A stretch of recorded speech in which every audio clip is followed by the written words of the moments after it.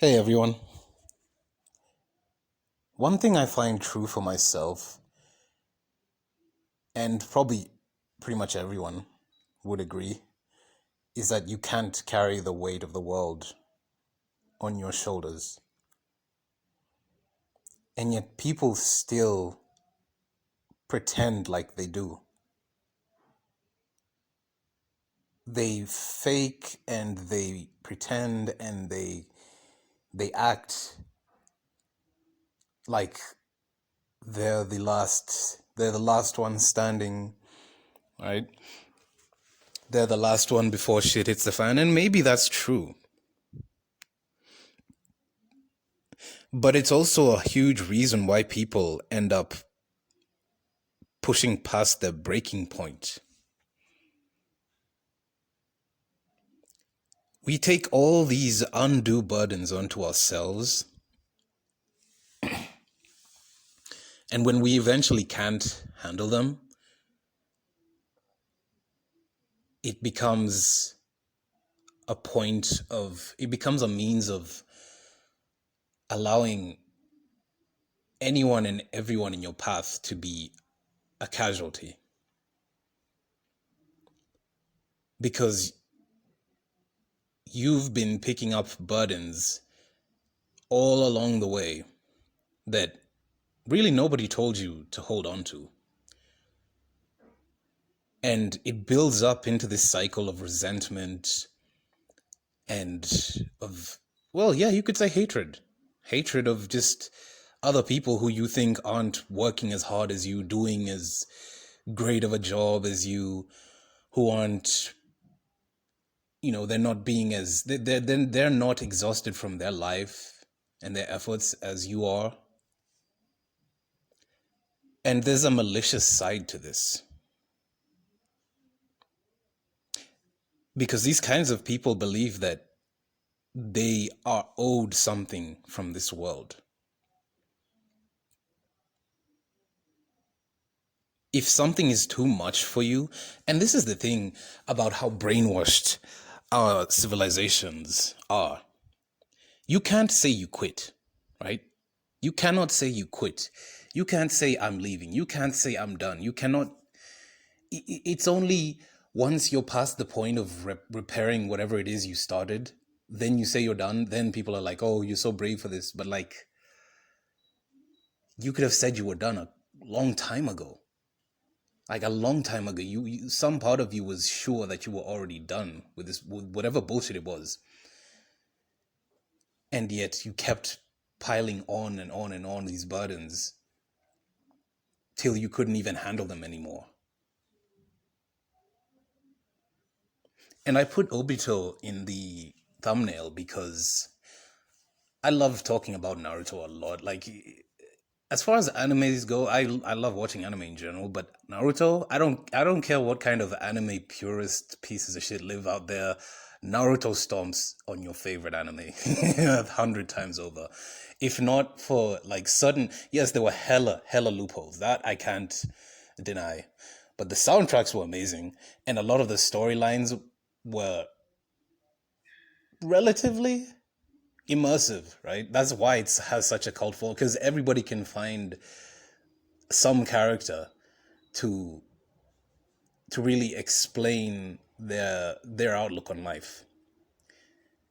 And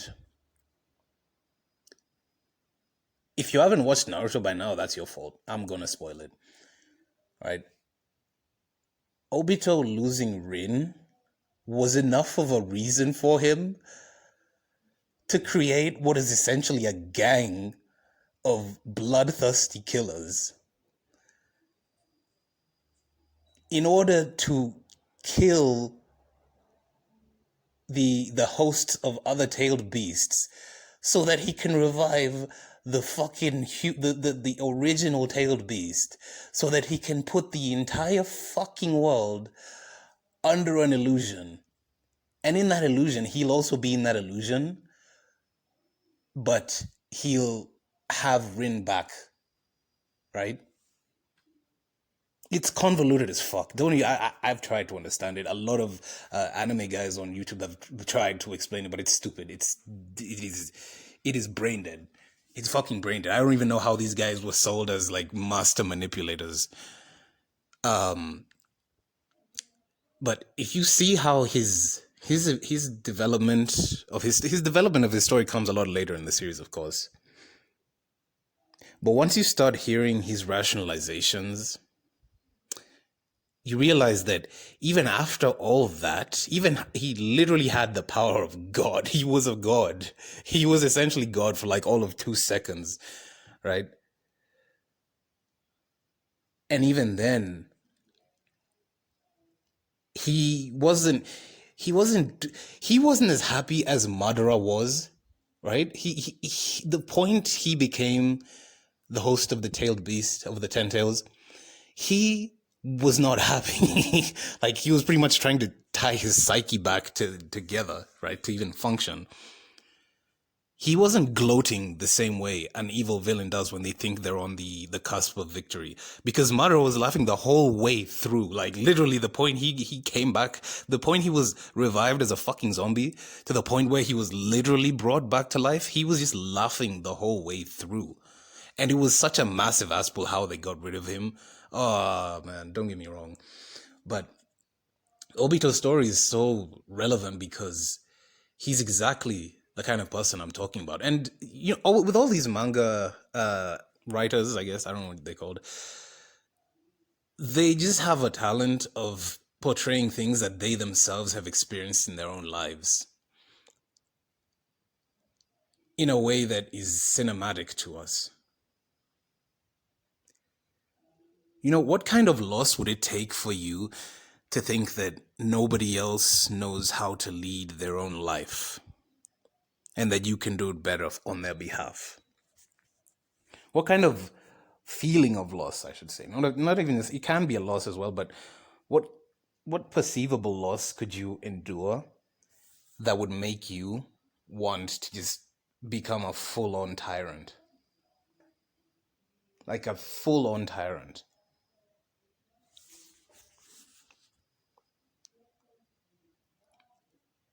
And yet people do this all the time, though, in very in ways we don't really see. Like, if you really sat down and understood the motives of these like bloodthirsty CEOs, or you know, the guys who keep funding wars and all this kind of stuff, if you really talked to them, they'd tell you some really fucking sad shit, most likely. Or maybe sometimes not even sad, it's just pathetic, right? Like in the case of the Queen's son, like the Queen of England, her son, that pedophile piece of shit. I was watching a documentary about him, and pretty much from the moment he was born, he was just a complete asshole, essentially. Like he was that spoiled fucking brat from the point he was like 4 or 5 years old, like just talking to everyone however he could and just doing whatever the fuck he could. So it's no surprise he would end up racking up all the fucking charges that he did.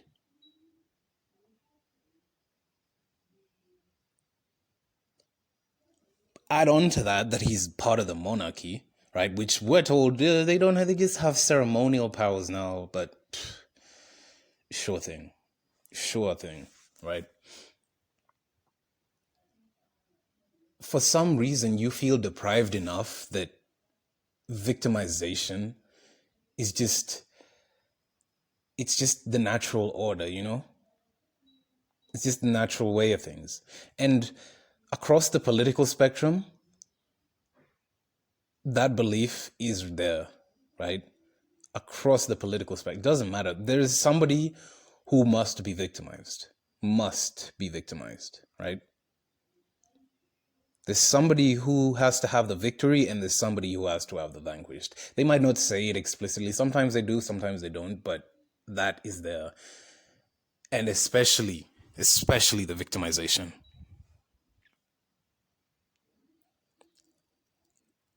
Maybe my examples are too extreme.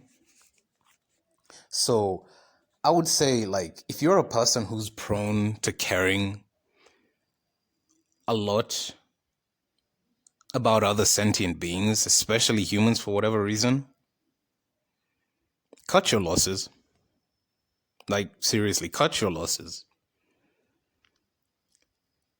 Because as many as we are at this point in human history, it's never been a more isolating experience to be a human. Really. You know, even back in during the 20th century,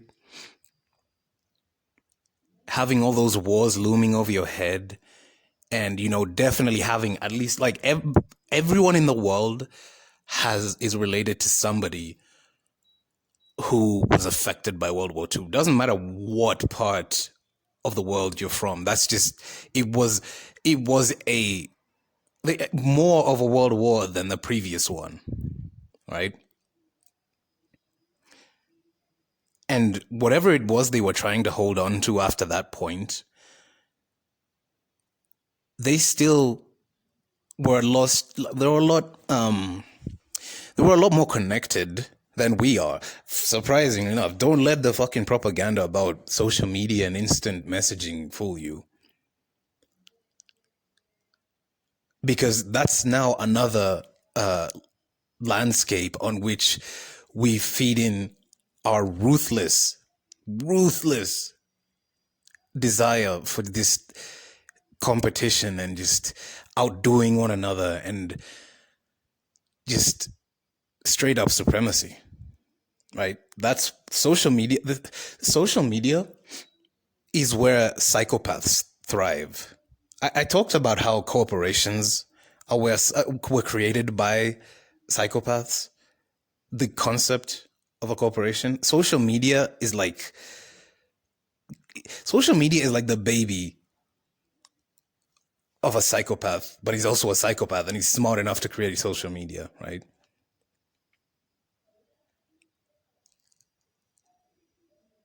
This is why people are so unhappy using these platforms, because the people you follow, and you know, let's be honest, the average person spends like 3 to 4 hours every day on social media, whether it's Instagram or TikTok, whatever.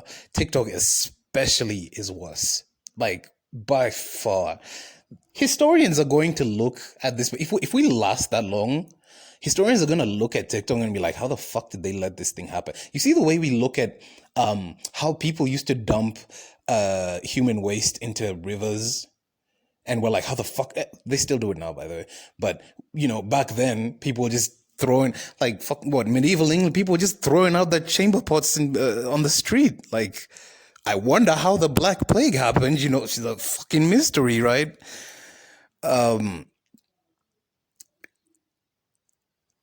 They're gonna look at TikTok the exact same way, because that's exactly what it's doing to all of us. And please, it's not even just the kids. The kids never had a chance. Jeez. Like, even people our age, in our 20s, they're fucking miserable on these platforms.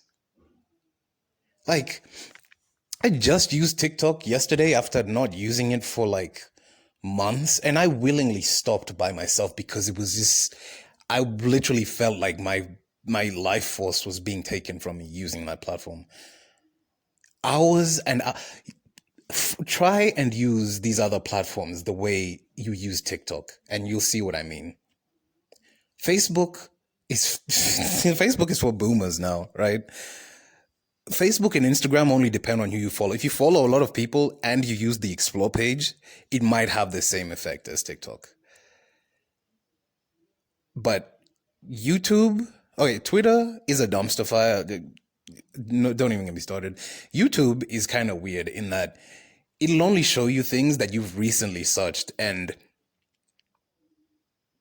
it will only, like, it'll learn your viewing patterns. And for the most part, you'll be able to find some things that you're interested in, right? But TikTok, you don't even have to have an account. Like, you just download the app and just start scrolling. You can literally scroll endlessly. And it's just the worst kind of content you could consume. Like, there's some good stuff on here, right? There is. But honestly, the people who would even use TikTok for like just chilling and everything, or just like, once in a while, like nobody watches TikTok for 10 minutes. Fucking don't lie to me, right? That's like 4 or 5. You don't watch just 4 or 5 TikTok videos, please, right? And yet the people who rise to the top of these platforms most of the time are incredibly just they're incredibly just hell-bent on milking you as far as they possibly can, in terms of your emotions, in terms of your finances, in terms of your blind ability to follow them and to attack whichever other creator they don't like. Or if you've done scummy shit, they will be the ones to defend you regardless of whether they know you did it or not, right? Even if they knew you did it, even if it's well known, it's no wonder why so many fucking people are miserable on these platforms. Like, I saw a video that was like, this woman was like, see this old building back here? That should tell you that I'm in Europe. I'm not in America right now.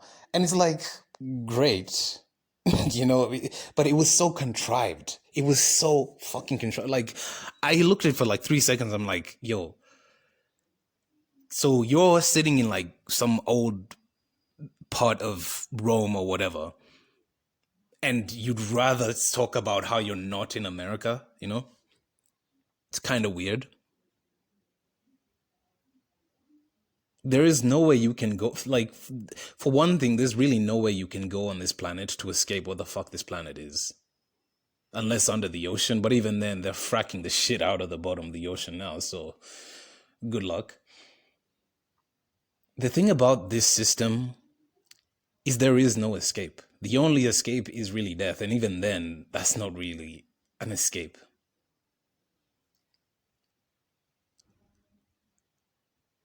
And as a result, you just have to keep feeding into the lies. The lies that just amplify each other. Like, if we get out and say, yeah, we're gonna have a good day today, sure, you might, but a good day relative to what? What are you measuring that good day by? Like, yeah, there's some days I'll just be like, yeah, it was a pretty all right day, it was a pretty nice day even. But relative to what? We're so convinced of our freedom out here, but it's a freedom to starve to death and be kicked out of your house and end up locked up because of how you weren't able to use your freedom. This world will find so many ways to twist you into a fucking monster. Like, what was that? What was the quote? What was that quote from Batman? You either die a hero or live long enough to see yourself become the villain. I don't think we ever had the opportunity to be born as heroes. In any case. And the lies that we continue to tell each other about this place is only going to continue to make it worse. Tell me how we spent almost half a century of playing chicken foot and just tiptoeing around nuclear fucking warfare. And now, here we are again with Russia and Ukraine. And they're on a high alert about leaving literally, I just saw the news yesterday because I don't keep up with the shit anymore. I just saw the news yesterday and they said if the nuclear power plant in Ukraine melts down, it'll be as bad as Fukushima in Japan. And Fukushima was just a few years ago, like less than 10 years ago, I think. And that was it's just because the Japanese are very efficient and at damage control. But even then, it was still it was going to get even worse. It was bad, but this one, and it's an active war zone as well. I mean, you just do the math, right? Even now, they're just agitating they're literally just agitating for, because I think they've seen that a lot of people are not tuning in like they were a few months ago. They're agitating for this to get a lot worse, and I don't give a fuck if I'm being called negative. You want to go outside and have somebody piss in your mouth and tell you that it's rain, you're more than welcome to do it. So, but that's exactly the kind of mentality that I'm talking about. Quit while you can. Quit while it makes sense for you to do so, right? You have to understand. You really have to understand your own motives and your own intentions in whatever you do in this life, because you have such a small amount of time to be away from all the bullshit that you have to surround yourself with at all times, right? It could be at the place where you work. It could be at the place where you live. It could be at the place where you study. It doesn't matter. It's all the same bullshit social conventions, and it's all the same bullshit lies. Like, now so many people, especially so many young people, are so convinced that they'll become the next Elon Musk, right? They'll become the next, I don't know, Jake Paul. And yet these are things that will always be out of your reach, but you still literally keep buying into it. So many people have lost so much money off crypto and NFTs, and they're just gonna be like, yeah, bad luck today, I'll try again tomorrow. And like, that money would have, I don't even want to know. I don't even want to know, honestly. Like, as far as being selfish goes,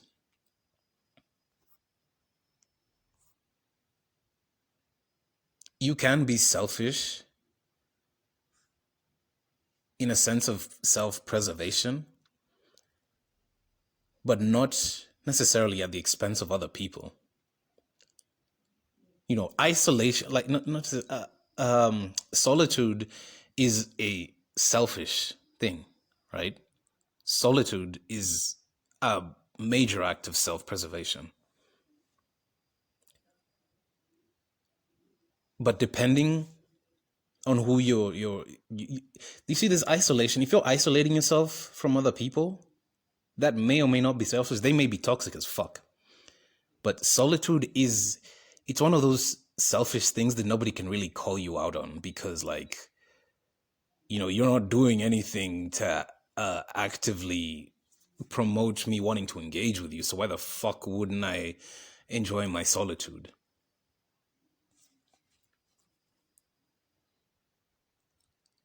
It's all just to say that being around too many toxic people will get you even more poisoned than they are. And they'll be looking at you like you're the one who's insane.